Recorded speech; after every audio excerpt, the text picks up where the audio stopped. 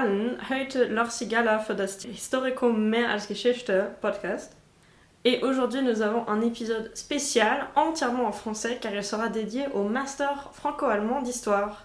Le master franco-allemand est un master qui vous permet d'obtenir 2 diplômes, celui de l'université Paris-1 Panthéon-Sorbonne et de la LMU.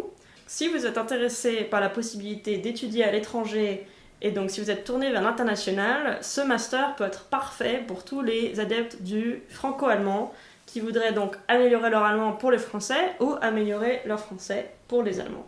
Et donc, on va vous parler de ce master. C'est d'abord moi, Lorsi Gala, donc française comme vous pouvez l'entendre, et ancienne élève du master franco-allemand, et Philipp Horn, donc mon homologue allemand qui est sur le point de finir son masterarbeit. Et on va donc vous parler tous les deux de nos expériences avec ce master. Donc, est-ce que d'abord Philippe, tu peux te présenter?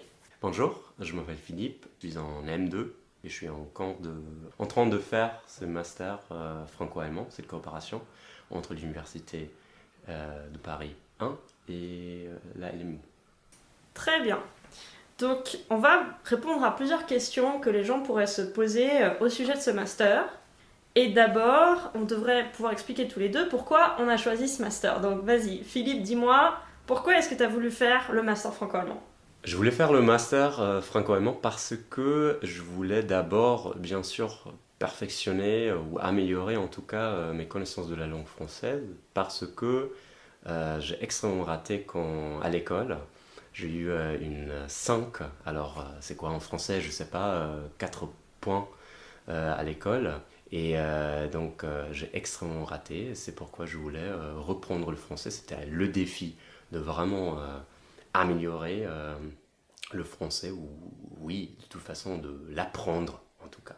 Et ça c'était d'abord une première motivation, et après je voulais aussi, comment dirais-je, oui, j'étais juste intéressé de cette double master, d'avoir la chance de faire des études à l'étranger au-delà de ces programmes d'Erasmus, mais plutôt dans une cohorte comme nous avons le fait. Et oui, voilà, c'est les deux motivations principales.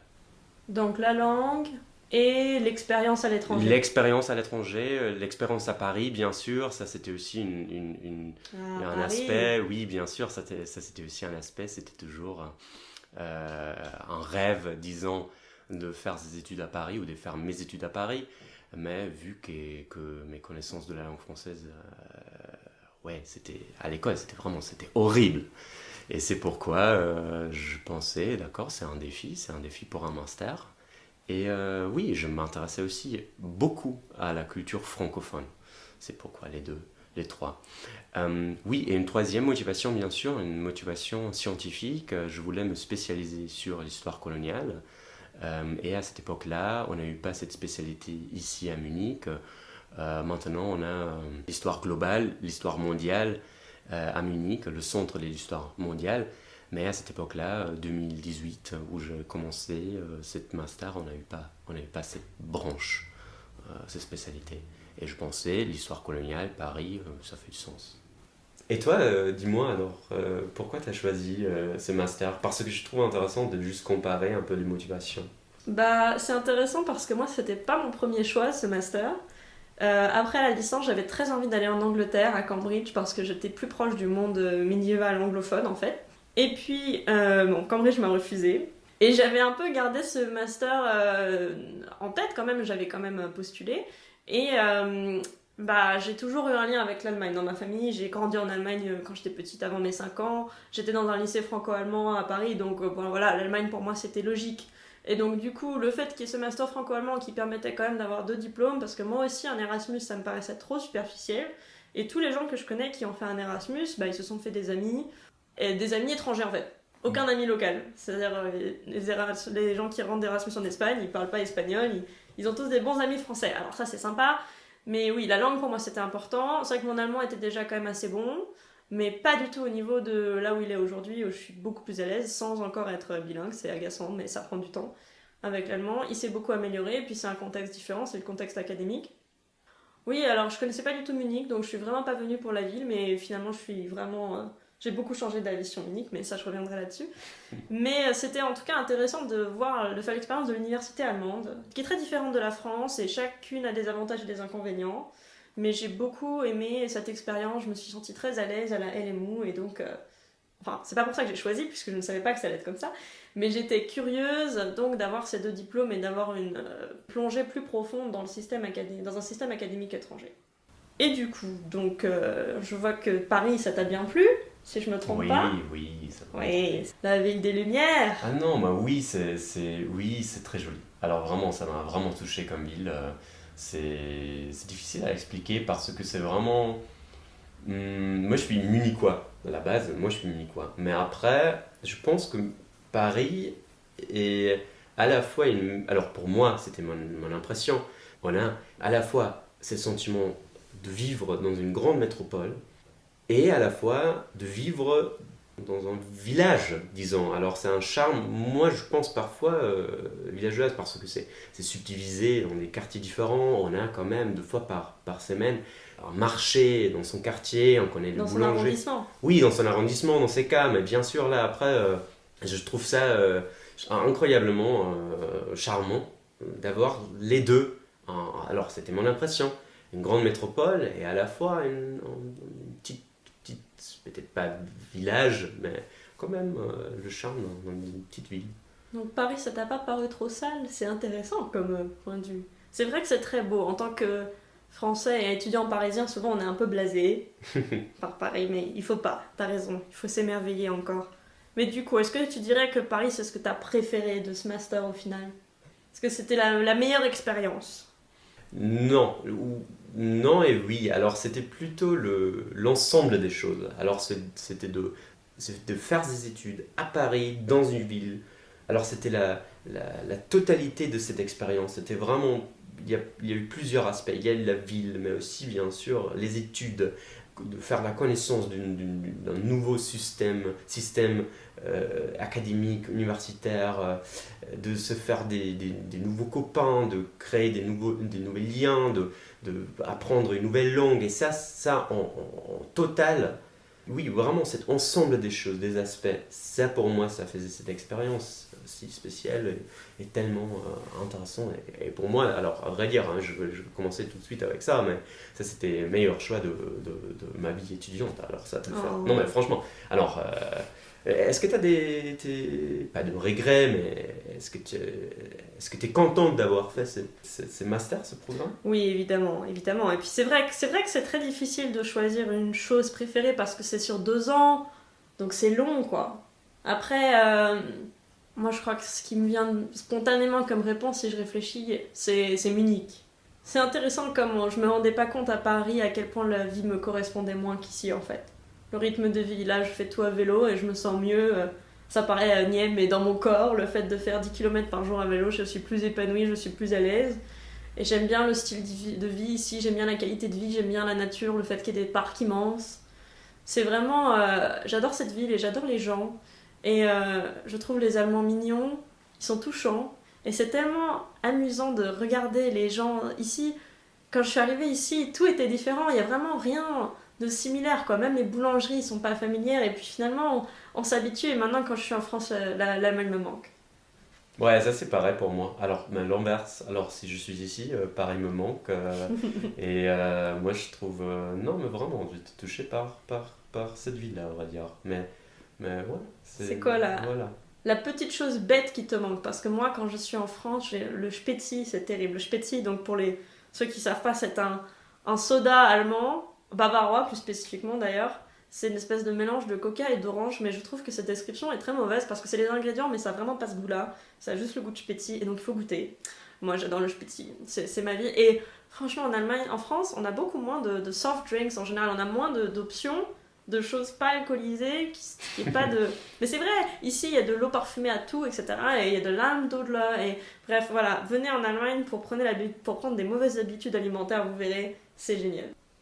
C'est intéressant parce que moi je suis pas sûr si c'est pas vraiment, oui, un truc de Munich d'avoir. Alors des Spezi, je suis pas sûr si ça existe en Allemagne du Nord, des Almdudler, ça c'est, je sais pas. Mais c'est intéressant.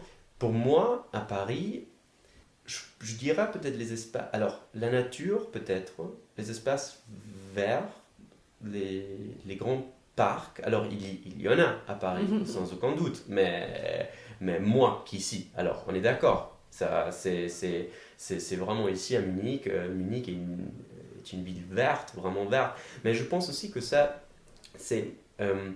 J'ai eu mes doutes, disons, euh, avant je commençais ce master, ce programme, parce que je pensais alors de faire un semestre à Paris, un semestre à Munich, un semestre à Paris, un semestre à Munich. Ça va être un peu grand chaos, un peu il faut se bouger toujours. Mais je trouvais après, même, oui, même très intéressant parce que on a la possibilité, si Munich te manque, on sait qu'on va revenir le semestre prochain. Ou si Paris me manque, je sais que après je vais revenir.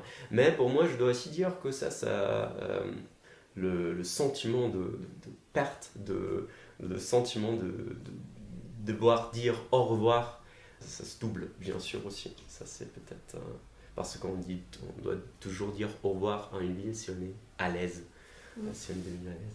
Je suis tout à fait d'accord. Après, je trouve que ça a des avantages, c'est-à-dire qu'on peut penser un peu à long terme. Je reviens l'année prochaine, je referai ça l'année prochaine, je referai ça différemment. Je me mettrai dans un autre quartier, par exemple. Alors que si on n'est pas très heureux de son logement et qu'on reste un an, bah, on n'a pas d'autre option. Mais en même temps, je trouve que ça dépend beaucoup des gens, parce que je crois qu'il y a certaines personnes du master que ça a mis dans une idée un peu plus de temporaire, que c'est pas très long, donc ils n'ont pas besoin de penser à long terme, justement. Donc je pense que ça dépend vraiment de comment on le prend, et que sur 6 mois ou un an, on peut avoir des résultats très différents, et c'est beaucoup une question d'état d'esprit par rapport au master finalement. Ouais, alors oui, là je suis absolument d'accord. Disons, le master te permet d'avoir une expérience, et ça je pense que tu as très bien dit, d'avoir une expérience qui va au-delà de cette expérience superficielle d'un Erasmus. Alors, je ne veux pas dire que toutes les expériences Erasmus sont superficielles, mais il y a un penchant quand même. Et après, je pense ce master te permet d'avoir une expérience plus approfondie, mais c'est pas obligatoire. Alors, tu dois vraiment te bouger. Tu dois aller dehors. Tu dois découvrir des choses. Et bien sûr, il y a des gens, disons, plus diplomatiques. Il y a des gens qui sont peut-être plus prêts à le faire, à oser d'aller au-delà de cette expérience Erasmus. Et oui, mais c'est aussi une force parce que comme ça, vu que les 2 semestres, le semestre à Munich, le semestre à Paris a déjà fini, le semestre à Munich n'a pas encore commencé. Ça te permet d'avoir un espace libre que tu peux librement remplir. Et avec un stage à Paris, par exemple. Moi, je pense que c'est possible vu que le semestre à Paris, c'est entre fin de septembre, fin décembre, se déroule plus tôt, je dirais, ça te permettrait de partir Paris ou de rester à Paris que pour 3 mois. Mais également, on peut rester à Paris, je sais pas, pour 6 mois, 7 mois, si on veut vraiment élargir ce temps-là, je pense. C'est sûr qu'il y a une flexibilité dans l'organisation qui peut être difficile à gérer parce qu'on est parfois un peu dans un flou pour les dates, pour les diplômes, mais du coup ça nous donne aussi, oui, c'est flexible. La plupart des étudiants peuvent finalement choisir vraiment à quelle durée ils vont rester à Munich ou à Paris, donc ça c'est vrai que c'est un gros avantage. Donc, puisqu'on a bien parlé de ce qu'on a beaucoup aimé dans le master, qu'est-ce que tu as le moins aimé? Qu'est-ce qui était le plus dur? Et donc tu peux dire à la fois ce qui a été dur pour toi, et puis qu'en général ce qui t'a pas plu. Ah, c'est difficile de trouver une réponse à cette question, c'est bien Oui, ça. c'est un peu difficile, vraiment parce que... Alors, disons, je trouvais la comparaison entre les 2 systèmes universitaires, académiques, très marquante. Et d'abord, je dois dire, après le premier semestre à Paris, je n'étais pas entièrement convaincu que ce système académique me plaît. Parce que je connaissais différemment à Munich, je pensais que le système de Munich est peut-être meilleur dans quelques aspects. Et après mon premier semestre pour le master ici à Munich, je changeais l'avis, mon opinion. Je changeais mon opinion. Et je réfléchis, je repensais ça, et là, après, je pensais, alors, non, mais c'est l'inverse, les systèmes français meilleurs. Et là, alors, c'est difficile à expliquer, mais c'est vraiment... mais là, maintenant, je vais encore dire une force, mais je pense, là, si tu me permets quand même, c'est la force est que d'abord, on a peut-être un peu mal à s'habituer à cette nouvelle culture académique qu'on va découvrir, forcément. Mais après le deuxième semestre, je suis absolument sûr que tout le monde, ou il y a beaucoup de gens qui pensent la même chose, on va découvrir les avantages de l'autre culture et on peut les combiner dans son propre profil parce qu'on fait tous les deux, on vit tous les deux, on doit agir dans tous les deux systèmes.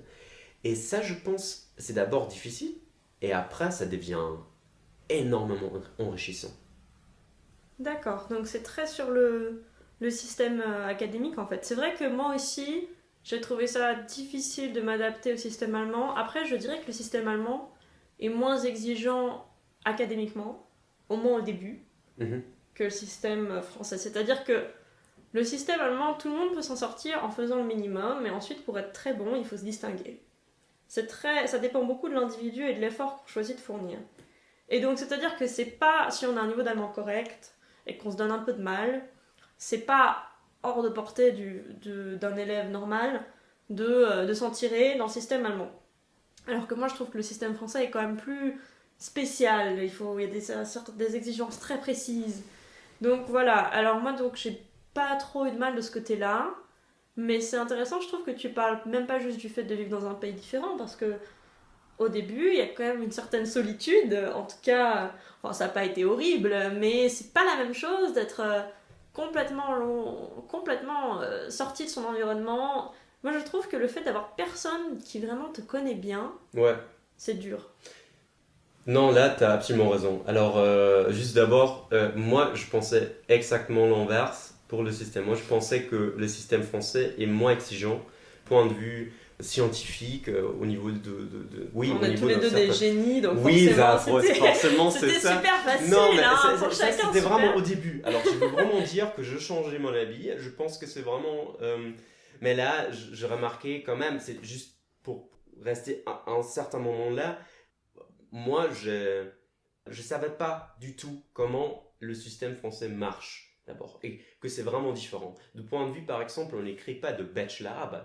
En France, on a cette L1, L2, L3 et après on écrit. Là, moi personnellement, j'ai eu l'impression que dans quelques séminaires en France, les gens commencent à développer une conscience pour vraiment un travail scientifique au master, tandis que cette conscience était déjà faite ou était déjà créée pour les Allemands avant, tandis que on doit dire, juste pour finir avec, personne va dire que je trouve le système français est inférieur. Moi, je trouve que pendant le master M1, M2, moi je trouve avec le travail M1, M2, je trouve que c'est plus exigeant de le faire pour le master lui-même et c'est plus adapté à... On remarque la différence, disons, entre la licence et le master. Ici à Munich, on ne le remarque pas. On est quand même dans les mêmes séminaires, dans les mêmes Übungen, dans les mêmes cours. Et en France, je pense vraiment, on remarque, là, maintenant, on est dans un master et c'est exigeant. Mais pour revenir à la question que tu as posée, du début, ou comment je me suis senti là pour... ça, tu as raison dans la vie, pour la vie. Ça, tu as absolument raison et je trouve que ça, c'était pour moi... Je me souviens plus, mais je pense que c'est un moment comme à l'école primaire. On est toute seule, mais là, en plus, on est toute seule dans une autre langue. On est tout seul. On est tout seul, pardon. On est tout seul. On doit parler une autre langue qu'on ne parle pas du tout. On comprend la moitié, un tiers peut-être, probablement normalement. On comprend rien. On parle pas du tout. Et maintenant, on est forcé de créer un réseau social. Et ça, c'est extrêmement dur parce que on sait déjà que beaucoup de gens se connaissent après, ou à cause de, grâce à la licence, ils sont dehors après le cours. Ils sont gentils, bien sûr, avec toi.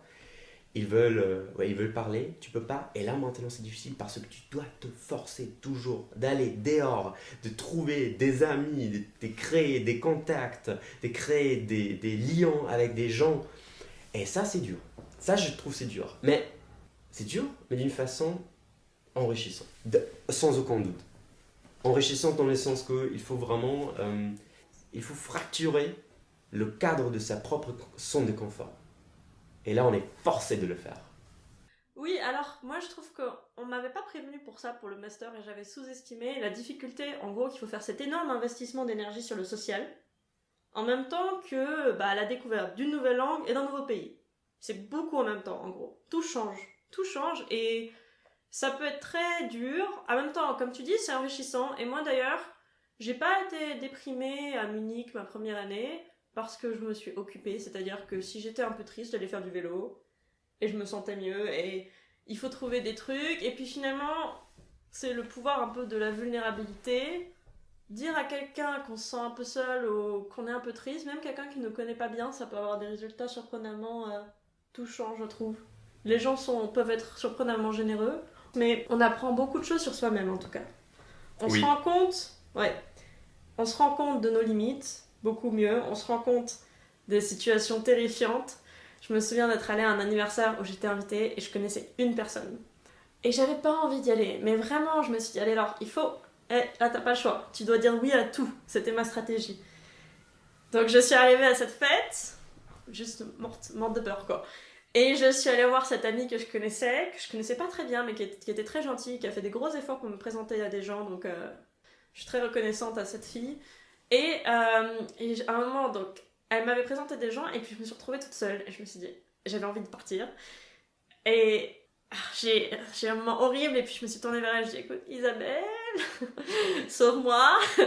Et puis elle m'a redirigée, elle m'a dit, ah, c'est bon, et elle m'a réinclus dans sa conversation, et si j'avais pas eu le courage de faire ça et si j'étais partie, parce que c'est ce que je voulais vraiment faire, voilà, j'aurais pas rencontré d'autres gens que je connais toujours.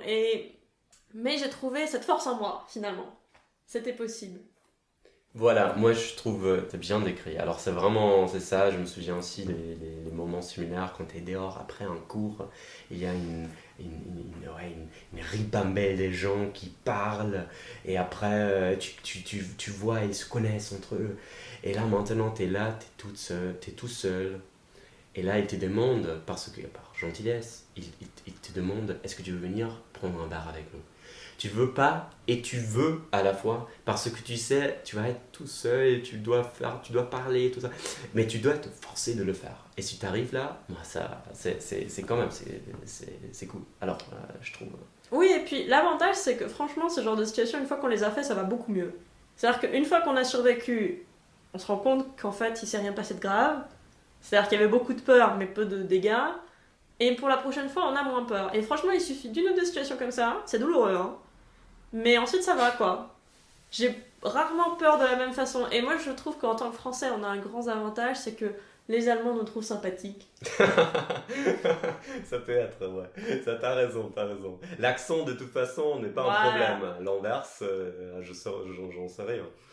Non, mais c'est vrai, moi je reçois tout le temps des compliments sur mon accent au supermarché, typiquement la caissière. Très fière d'avoir deviné que j'étais française parce que vraiment, on l'entend pas du tout. Mon accent est si discret. Non, non, j'ai vraiment un accent très fort en allemand, mais bon, ça va. J'aurais su compréhensible, il y a pire que moi quand même. Mais c'est-à-dire que je trouve que franchement, en tant que Français, ça va. On ouvre la bouche et tout de suite les gens sont ah, moi j'ai été à Paris une fois quand j'avais 5 ans. Ouais, alors ça, je peux pas dire, je peux pas dire la même chose. Même l'accueil à Paris était, là, il faut vraiment dire, était très chaleureux.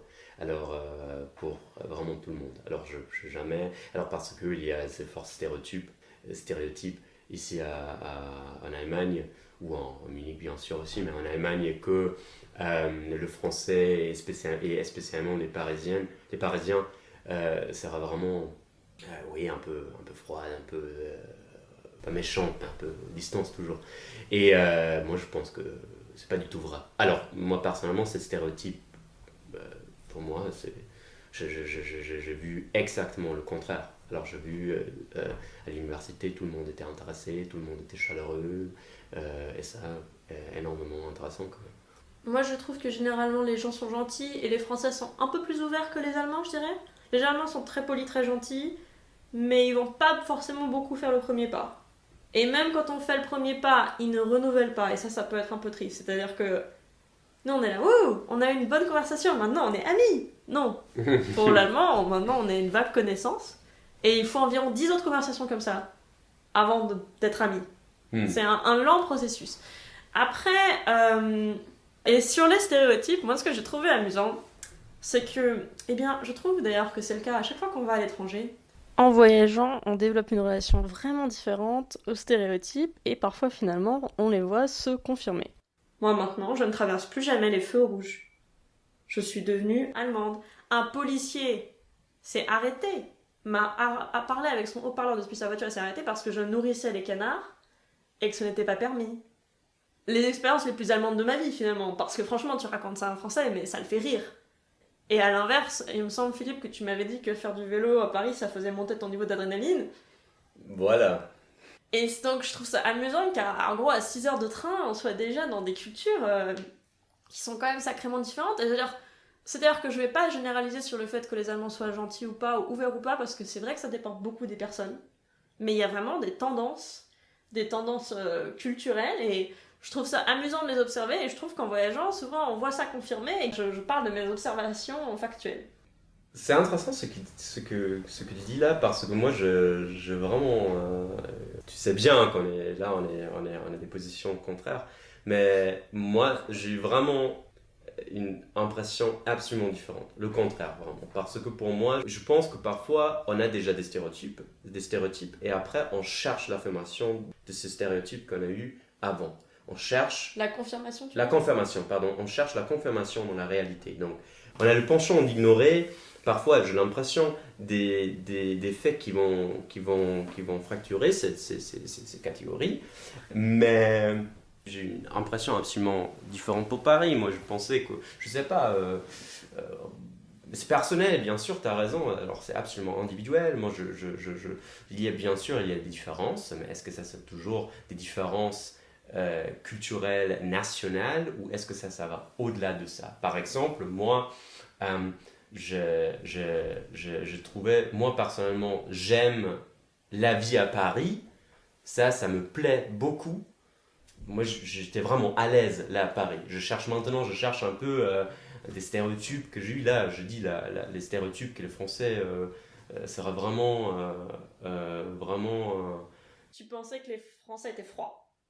Oui, alors en tout cas, ces stéréotypes existent en Allemagne. Et moi, je pense que c'est pas du tout vrai de point de vue social, de point de vue entre personnes. C'est vraiment. Alors moi, j'ai pas vu ça, par exemple. Mais ça veut aussi dire, tu vois, je sais pas si les Français ont un tel stéréotype d'eux-mêmes d'être très froids.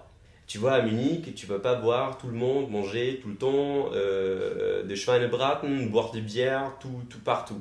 Tu veux, par contre, comment si Bah, si, carrément. Si, carrément. Je plaisante. Il y a un Biergarten tous les 3 mètres, quoi. Et après, tu peux. Mais après, il y a aussi un Ils commandent pas de Schweinebraten, ils commandent des Käsespätzle. Mais après, il y a. Désolé, Désolé, mais à côté. Mais c'est exactement ce que je veux dire. Là, après, tu as des Banh Mi Haus à peu près Jacques Rue, et après, tu cherches la confirmation en te focalisant sur les Biergarten plutôt que sur le reste. Ça, c'est exactement ce que je veux dire. C'est pas parce qu'un stéréotype existe qui représente l'entièreté de la culture d'une population. Non, c'est vrai, mais la question est, est-ce que ces stéréotypes existent ou est-ce qu'on crée ces stéréotypes dans sa propre réalité? Moi, ce que j'en déduis, Philippe, de tout ce que tu me dis, c'est que les stéréotypes sur les Français sont faux et les stéréotypes sur les Allemands sont faux. Ah, ça, probablement, ça c'est vrai. D'accord. Là, par exemple, de point de vue de langue, moi je trouvais extrêmement intéressant jusqu'au quel point la langue française, la culture francophone aujourd'hui, est marquée par l'histoire mondiale de la France. Alors, moi je trouvais extrêmement marquante de point de vue de la littérature, au niveau de la littérature, au niveau de la culture quotidienne, comment Paris est une ville multiculturelle, diverse, comment la culture francophone est diverse en soi. Et moi, j'ai la même impression pour la culture allemande. Bien sûr, là, on peut dire ça, emblématique pour les Allemands, ça c'est emblématique pour les Français, mais moi je vois plutôt cette complexité d'une culture germanophone et d'une culture francophone. Ça me fait penser ce que tu dis sur une culture francophone et sur Paris à ma grande découverte ici, c'est la Bavière. Moi j'avais à peine conscience que la Bavière existait, de la même façon que je sais vaguement que le Pays Basque existe. Non, donc j'étais assez vaguement consciente de l'existence de la Bavière, notamment parce que quand j'ai grandi en Allemagne, j'ai grandi en ancienne Allemagne de l'Est, et qu'on a toujours des amis d'ancienne Allemagne de l'Est, et que j'ai toujours trouvé ça très désagréable, la façon dont les Allemands de l'Ouest sont ouvertement xénophobes contre les anciens Allemands de l'Est, mais avec aucune honte, quoi. C'est-à-dire, je connais des gens qui ont dit « Ah, mais tous les aussi c'est des nazis, moi ça m'intéresse pas ». Oui, alors ça peut paraître drôle, mais moi du coup j'avais un peu un a priori pro-Allemagne de l'Est. Enfin bon, c'est bête parce que ça veut pas du tout dire que j'étais pour le régime, mais c'est-à-dire que plutôt comme quelque chose que je comprends pas pourquoi l'Allemagne de l'Est est rejetée alors que les gens ne donnent pas une chance à ces Länder qui sont pleins de gens et de lieux intéressants. Et du coup, malgré donc mon enfance et mon adolescence franco-allemande, et très franco-allemande, j'avais jamais été plus au sud que Weimar. Et donc la Bavière, mais alors là c'est un autre monde quoi. Mais vraiment, j'avais pas conscience que la culture était aussi différente et je ne savais pas ce que c'était que le drapeau bavarois en arrivant ici. Et maintenant, je vois du bleu et blanc partout et ça me fait sourire parce que c'est genre, oh, les Bavarois. Je trouve que plus que la culture allemande, je crois que j'aime beaucoup la culture bavaroise et oui, il y a un côté nationaliste un peu insupportable pour certains, mais en fait c'est beaucoup plus facile à apprécier quand on est étranger. Moi je me rends pas compte des effets négatifs, je les vis pas et je connais personne qui prend ça au sérieux. Donc je trouve ça charmant et local et typique et je trouve ça, j'aime beaucoup la Bavière, voilà. Oui, et c'est très intéressant, je pense aussi au niveau de ses choix, alors de vraiment de faire ce master, parce que je pense que Paris et Munich, me semble-t-il, n'est pas vraiment une paire par excellence. Paris et Munich, de toute façon, il y a une déséquilibre quand même entre les deux villes. Mais je pense que ça, c'est... Oui, je pense que tu as absolument raison. Il y a aussi entre les villes, la culture berlinoise est évidemment différente comparée à la culture urbaine de Munich. Là, les Allemands, ils disent toujours qu'il n'existe pas une vraie culture munichoise. Il y a une forte affinité pour Berlin, tandis que Munich est toujours un peu... il y a une concurrence. Oublié, ouais. C'est toujours oublié, c'est toujours un peu... C'est l'Oktoberfest et sinon... Oui, ouais. oui, une ville bourgeoise, une ville jolie, une ville très... oui, aussi un peu avec un charme d'un village, disons. Et moi, je pense, pour les gens qui réfléchissent peut-être de faire ce master, il faut bien se dire que l'Allemagne n'est pas l'Allemagne, et si on veut aller à Berlin, on doit faire une coopération entre Berlin et Paris. Mais Munich a comme avantage d'être une ville, alors les Munichois prétendent d'avoir la ville la plus nord de l'Italie. C'est comment ils pensent d'eux-mêmes. Et je pense que c'est un peu vrai, dans le sens que ici, pour l'été, c'est bien qu'on va toujours passer les étés ici à Munich. Munich, pendant l'été, est une ville extrêmement agréable. Il y a des espaces verts. C'est quand même une grande ville. Mais c'est aussi toute la vie est dehors, se déroule dehors. Donc on a cette culture des apéros, des apéritifs. On est dehors. Tous les Munichois sont dehors.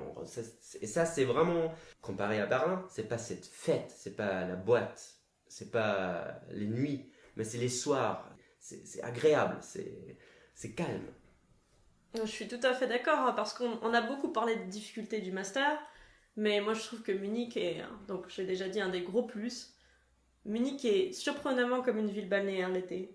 Tout le monde est en maillot de bain, à aller dans l'ice bar, même à la pause déjeuner, on va se mettre un peu sur sa serviette dans le parc. Tout est comme ça, et c'est tellement agréable, et c'est une grande ville où on respire toute l'année, l'air est bon, les montagnes sont pas très loin. En quelques heures, en 1 heure et demie, on peut aller au ski. On peut se faire une journée ski, on peut se faire une journée lac. Il y a même du surf sur l'Eisbarwelle. Et donc vraiment une ville qui a beaucoup à offrir. Même effectivement avec une culture très différente de la culture berlinoise. Munich, c'est pas autre chose. Oui, à Berlin, on a ce savoir faire la fête, tandis que à Munich, on a ce savoir vivre légèrement. Je suis tout à fait d'accord. Je trouve que oui, c'est pas une ville de gros fêtards. Je sais qu'il y a des gens qui s'en plaignent. Il n'y a pas beaucoup de clubs, tout est cher. Donc oui, c'est vrai que Munich, c'est pas une ville de gros fêtards. En même temps, c'est un peu paradoxal de dire ça parce qu'il y a quand même l'Oktoberfest. C'est quand même un moment de fête intense. Mais je crois qu'en fait, pour moi, ce que je vois comme ça, c'est que à Berlin, on fait la fête la nuit. À Munich, on fait la fête tout le temps. Faire la fête, ça paraît limité à la vie nocturne. Alors qu'à Munich, l'idée est un peu de profiter de la vie à tous les moments. On fait des bons déjeuners, la nourriture est bonne, la bière est bonne, tout est beau, les parcs sont beaux, ils ouvrent des nouveaux parcs, il y a des installations, il y a des concerts en plein air, il y a des pièces de théâtre, il y a des milliers de petits bars et cafés charmants, tout le monde a ses préférés. Et c'est vraiment une ville à apprécier, et avec même, mais vraiment je trouve qu'il y en a pour tous les goûts. Il y a des musées, il y a du sport. Oui, je pense aussi je pense que la vie culturelle est très dense à Munich par rapport à sa taille aussi, mais par rapport à bien d'accord. Alors c'est quand même je pense 1,5 million d'habitants, donc c'est quand même grand, mais je pense par rapport euh, aux autres villes, je pense que la densité de la vie culturelle est remarquable à Munich, quand même. Moi, je vais pas me prononcer parce que j'ai pas vraiment vécu dans d'autres villes allemandes. Je trouve qu'il y a assez. Donc, moi, je me sens pas privée de culture ou d'opportunités. Et puis, si on veut vraiment, quand on cherche, on trouve ce genre de choses. Du coup, bon, on a bien exploré différents aspects de la vie munichoise et de la vie parisienne d'ailleurs. On a bien parlé des deux. Toi, Philippe, si tu devais refaire le master, tu le referais? Incontestablement. Sans hésiter. Sans hésiter. Non, mais franchement, c'était, comme j'ai déjà dit, je l'ai dit au début, c'était la meilleure expérience de ma vie étudiante. Je trouvais là, il faut ajouter que la coordination de Madame Lebeau et de Monsieur Enger est extrêmement bien fait dans le sens que, alors, moi je vais être honnête quand même, que leur flexibilité est remarquable, que les étudiants, alors ça, et ça, il faut quand même dire que normalement c'est un petit groupe qui fait ça, donc il te laisse, la coordination est très individuelle et très personnelle, et il te laisse découvrir, hein, et ça les coordinateurs te laissent, ou les coordinatrices, ils te laissent découvrir à Paris et à Munich la vie universitaire. Ils t'encouragent de vivre aussi la vie d'un étudiant, d'une étudiante. Oui, la coordination est très personnelle. Ils sont là, tu peux y aller, ils vont t'aider. C'est très flexible. Et ça, je trouve quand même, il faut souligner. Alors, il faut vraiment souligner que, bien sûr, il y a des aspects... on doit quand même découvrir lui-même un peu tout ça. C'est clair. Mais de point de vue de flexibilité, c'est incroyable. Et moi, je trouve, personnellement, et extrêmement chaleureux aussi. Alors, ça, il faut dire, ils sont comme coordinateurs et comme coordinatrices très chaleureux, très chaleureuses avec les étudiantes. C'est vrai que c'est un petit master et donc ça manque un peu de structure.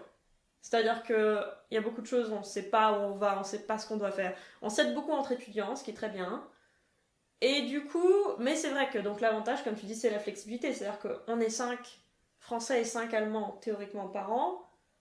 Avec 5 personnes, c'est au cas par cas pour toutes les situations. Et je trouve, c'est vrai que pour ce coup-là, on a aussi de la chance du coup de pouvoir se tourner vers nos donc responsables de master, parce qu'avec 10 élèves, donc 20 maximum pour 2 années de master, ils peuvent effectivement s'occuper de nous.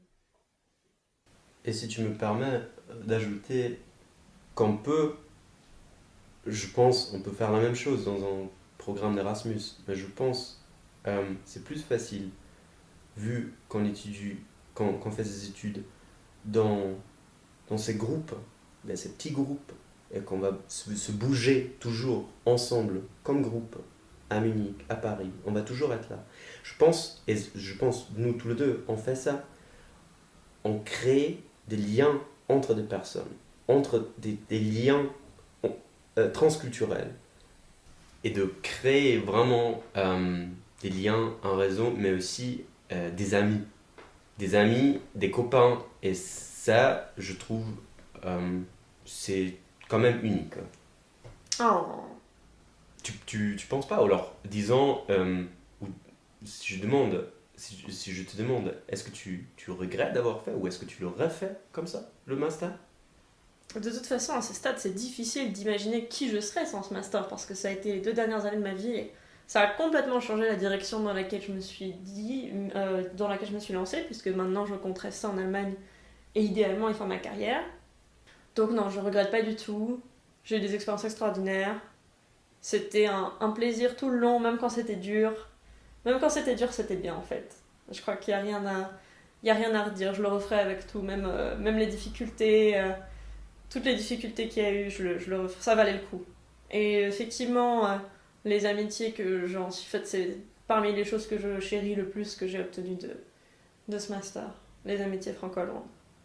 Du coup, toi, t'as dit qu'en arrivant à Paris, t'avais un très niveau d'allemand. Est-ce que tu penses que la langue devrait empêcher quelqu'un d'essayer ce master? Alors, disons, comme j'ai dit au début, si je moi-même arrive à le faire avec eine 5 in der 10. Klasse, et je dois dire ça en allemand parce que ich habe Französisch in der 10. Klasse mit einer 5 abgelegt. Si on arrive quand même à le faire, désolé, tout le monde va y arriver. Alors, franchement, et je pense que je vois bien qu'il y a beaucoup de gens qui sont un peu inquiétés par rapport à ce master, de le faire, est-ce que je dois l'oser? Allez-y, vraiment, allez-y, faites-le, vous allez voir, ça va être bonne expérience. Ouais. Je ne peux qu'encourager les gens à nous rejoindre dans ce master. J'espère que ce podcast vous aura appris des choses sur le master. On a donné des informations un peu dans le désordre sur l'ordre des semestres, etc.